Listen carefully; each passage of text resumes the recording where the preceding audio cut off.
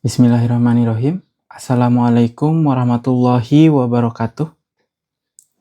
Selamat pagi semuanya. Perkenalkan, nama Bapak Noval dengan NPM 202214500096 dari Universitas Indraprasta PGRI. Bagaimana kabar kalian? Apakah sehat? Alhamdulillah sehat.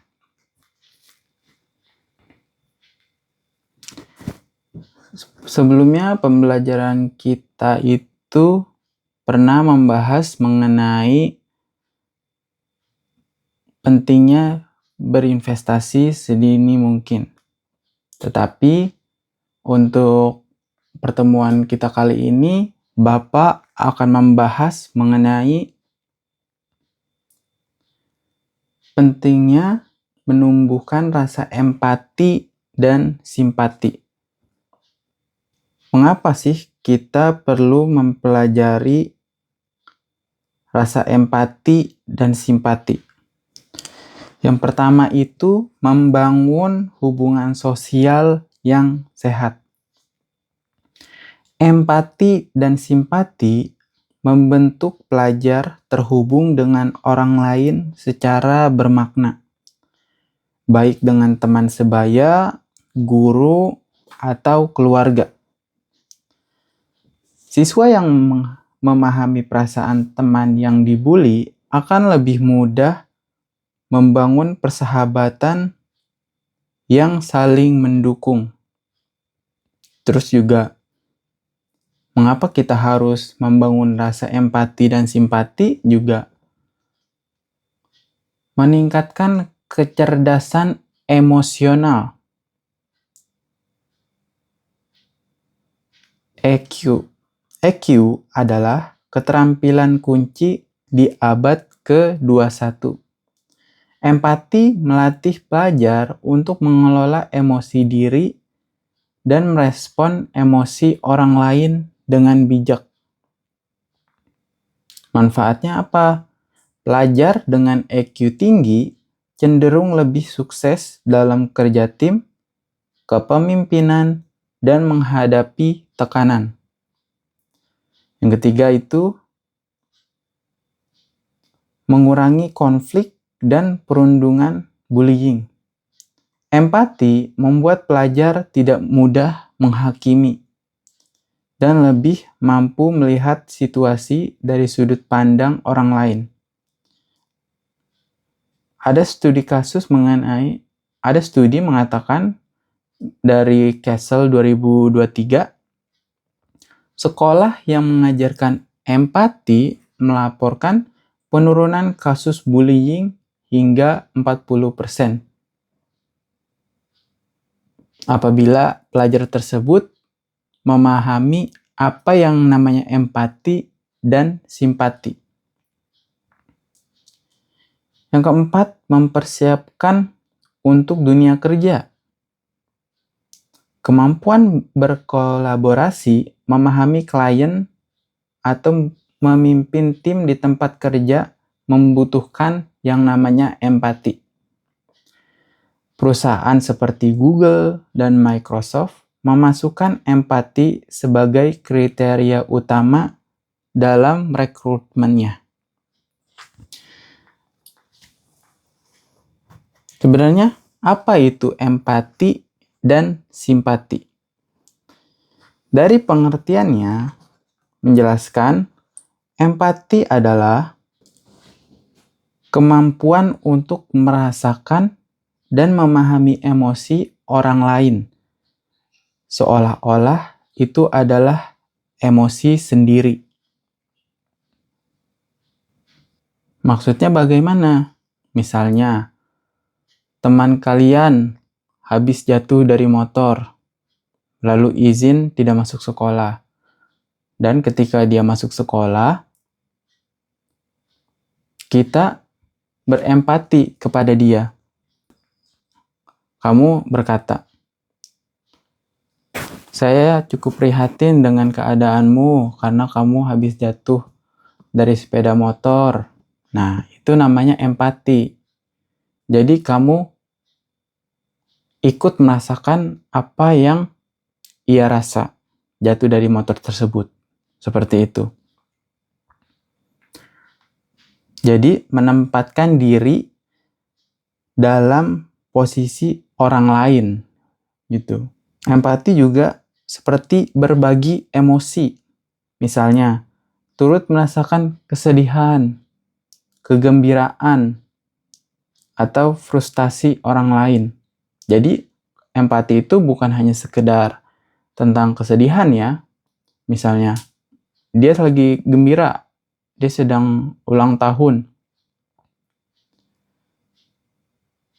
Kamu ikut berempati, turut merasakan kebahagiaan ulang tahunnya dengan cara mengucapkan hari kelahirannya, memberikan kue, atau hadiah. Seperti itu. Respon yang mendalam dan personal seringkali mendorong tindakan untuk membantu. Jadi, apabila kita memahami apa yang sedang terjadi kepada yang teman kamu yang jatuh tadi, apabila kalian meresapi, jadi kalian merasa ada dorongan, ada tarikan untuk ikut membantu terkait dengan misalnya dari emosional atau dari apa yang bisa kamu lakukan seperti menyumbang atau bantuan tenaga. Seperti itu. Sekarang kita masuk apa itu simpati. Dari pengertiannya, simpati adalah perasaan prihatin atau kasihan terhadap kesulitan orang lain, tetapi tanpa harus merasakan emosi mereka secara langsung. Jadi, simpati itu respon langsung. Seperti reaksi spontan. Kalau empati kan tadi harus mendalami emosinya terlebih dahulu. Kalau simpati lebih ke reaksi spontan. Ini melibatkan pengakuan atas situasi sulit orang lain.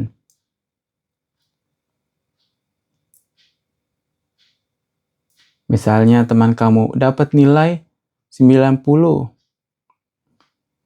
Kamu mengakui, wah kamu hebat, kamu bisa dapat 90 nilainya gitu.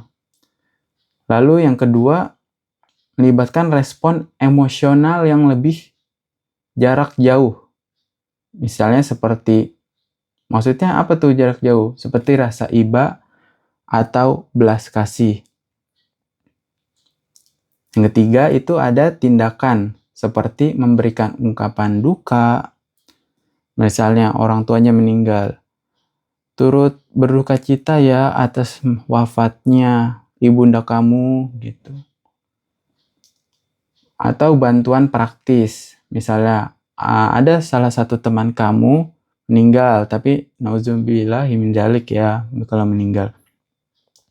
Ada meninggal. Nah, teman-teman di sekeliling kalian bisa ikut menyumbang bantuan praktis. Misalnya ada yang ikut menyumbang atas wafatnya ibunda si fulan misalnya. Seperti itu. Bisa materi maupun non materi secara emosional. Seperti itu. Tetapi tidak selalu melibatkan pemahaman mendalam. Kalau simpati seperti reaksi langsung gitu. Kalau empati itu seperti saya merasakan apa yang kamu rasa gitu. Nah, itu empati. Kalau simpati itu seperti bentuk reaksi dan bentuk spontan. Tetapi dua-duanya tetap peduli, seperti itu. Nah, itu ya tadi penjelasan mengenai apa itu empati dan simpati beserta contohnya. Sekarang bagaimana, apa itu perbedaan keduanya dari antara empati dan simpati? Perbedaan utamanya adalah dari aspek keterlibatan. Kalau empati itu merasakan emosi orang lain, sedangkan simpati mengakui emosi orang lain. Nah, jadi kalau misalnya teman kamu jatuh, kamu ikut merasakan apa yang dia rasa. Kamu mengerti kalau kamu merasakan seperti terjatuh juga. Jadi kamu merasa sedih juga, merasakan sakit juga, seperti itu. Kalau simpati mengakui emosi orang lain, berarti kamu seperti sabar ya nak, sabar ya kawan, hal ini akan berlalu kok. Nanti rasa sakitnya akan pulih juga, gitu, misalnya.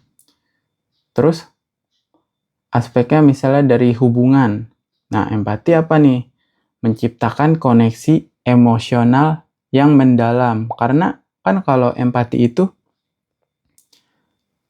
aku merasakan apa yang kamu rasa, gitu. Beda dengan simpati. Lebih bersifat eksternal dan formal. Jadi bukan hanya sekedar, emang seperti empati, bentuk spontanitas, seperti ucapan berduka, ucapan rasa senang, selamat ulang tahun, turut berduka cita, seperti itu. Nah, kalau dari aspek tindakannya, empati itu mendukung secara emosional maupun secara praktis. Misalnya, empati yang tadi, emosional mendukung.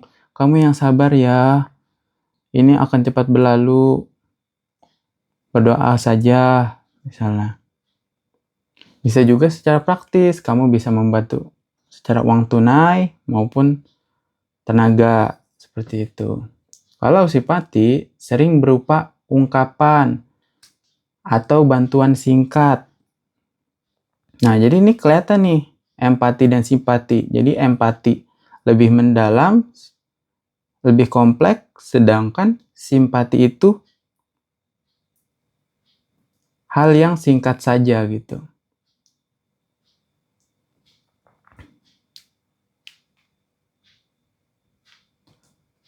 Nah, mengapa keduanya ini penting? Empati membangun kedekatan dan kepercayaan, cocok untuk hubungan personal atau dukungan mendalam. Kalau simpati berguna dalam situasi profesional atau ketika kamu tidak memiliki pengalaman serupa dengan orang tersebut. Seperti itu, ya. Lalu, bagaimana cara menumbuhkan sifat empati dan simpati? Kita harus latih sifat itu, sifat empati itu. Misalnya, teman kamu sedang sakit, kamu ucapkan, semoga cepat sembuh ya. Biar kita bisa belajar bersama lagi jika teman kamu yang sedang sakit itu. Nah, itu bentuk simpati. Ada juga bentuk empati. Misalnya teman kamu namanya Udin. Udin, kamu perlu bantuan gak? Perlu aku belikan obat gak agar kamu cepat sembuh? Nah, itu bentuk empati yang mendalam. Kamu ikut merasakan apa yang Udin rasakan. Jadi memiliki dorongan untuk misalnya membantu untuk membelikan obat, untuk merawat Udin sakit, mengkompresnya, seperti itu. Nah, sifat empati dan simpati ini bukan hanya untuk kalian, tetapi untuk Bapak sendiri. sifat empati dan simpati itu bukan hanya untuk pelajar saja, tetapi untuk Bapak sendiri. Mengapa empati dan simpati itu perlu ada di sifat guru? Karena kalau guru tidak berempati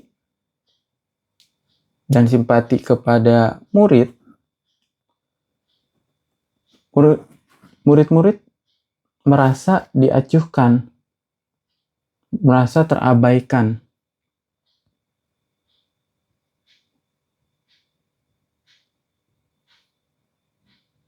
Misalnya, ada murid yang suka merenung, jarang aktif di kelas, jarang aktif ketika pembelajaran. Kita tanyakan sebagai guru, empat mata berbicara, kamu ada apa di rumah? Mengapa kamu tidak fokus belajar? Mengapa kamu tidak memperhatikan Bapak? Sebagai guru, saya tanya kepada murid tersebut, apa permasalahannya? Jika tahu permasalahannya, maka guru menjadi tahu apa solusi yang bisa diambil. Misalnya, saya dibully Pak, teman-teman saya, gara-gara saya nulis kidal misalnya. Nah, guru bisa mengambil tindakan dari hal tersebut. Tanya, siapa yang melakukan hal tersebut? Oh, si fulan. Maka Bapak bisa menegurnya, hei kamu, tidak boleh membuli. Semua orang itu punya keunikan masing-masing. Maka dengan itu masalah bisa teratasi. Jadi murid tersebut sudah tidak dibully, sudah bisa belajar dengan normal, bisa aktif kembali. Nah, itulah manfaatnya empati dan simpati sebagai guru. Seperti itu. Cuman bagaimana kalau guru tersebut tidak memiliki empati dan simpati? Banyak hal yang akan terabaikan dari para murid. Murid merasa tidak didengar apa yang murid ungkapkan. Misalnya, ada keluh kesah murid yang mau diungkapkan mengenai pembelajaran Bapak.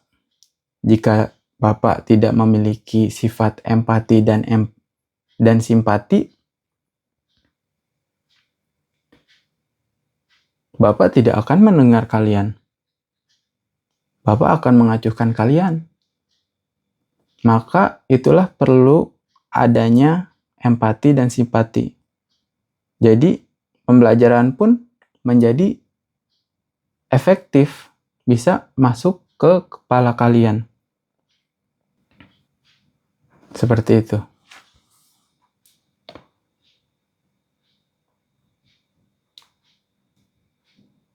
Jadi kesimpulannya, empati adalah bentuk reaksi kita terhadap kejadian, peristiwa, masalah dari apa yang kita lihat dan apa yang kita dengar secara mendalam. Dalam satu kalimatnya, saya merasakan apa yang kamu rasa. Seperti itu. Nah, itu namanya empati. Kalau simpati adalah bentuk reaksi spontan, bisa baik maupun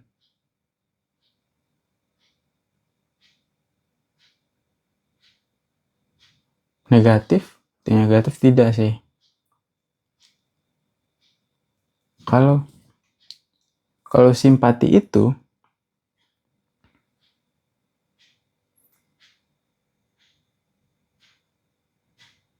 bentuk reaksi spontan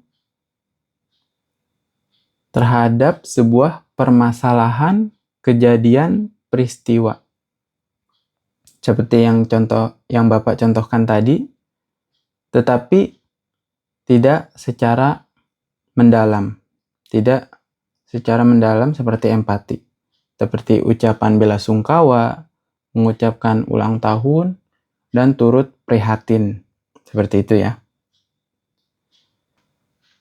Bapak punya tugas untuk kalian di rumah mengenai empati dan simpati. Jadi kalian misalnya ada teman kalian layangannya telap. Nah, bentuk kalian mengenai layangan telap itu apa? Apakah kalian empati atau simpati atau keduanya?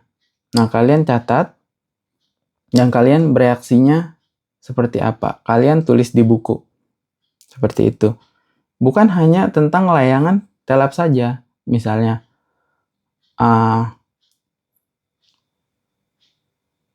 ada teman kamu yang baru saja terjatuh dari sepeda. Kamu akan bereaksi seperti apa? Apakah kamu harus berempati dan simpati?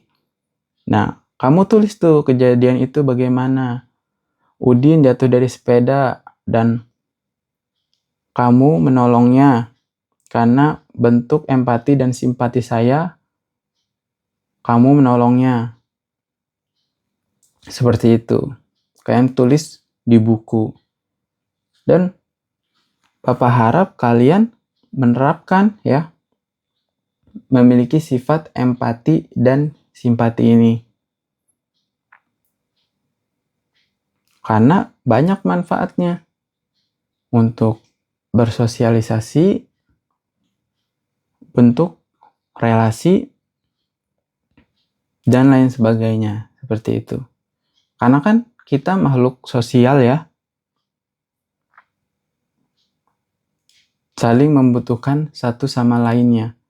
Bayangkan jika kita hanya hidup individualisme, tidak peduli dengan sekitarnya. Kalian akan sulit menjalani hidup. Kalian akan sulit tidak memiliki teman. Maka manusia perlu adanya sifat empati dan simpati. Saling menolong dan saling bereaktif positif. Seperti itu. Mungkin sekian pembelajaran dari Bapak. Semoga kalian memahami apa yang namanya empati dan simpati dan bisa kalian terapkan dalam kehidupan sehari-hari. Bagaimana kalian bersikap, bagaimana kalian bersopan santun kepada orang tua, kepada guru, kepada teman sebaya, dan kepada teman serumah. Seperti itu ya. Sekian dari Bapak. Wassalamualaikum warahmatullahi wabarakatuh.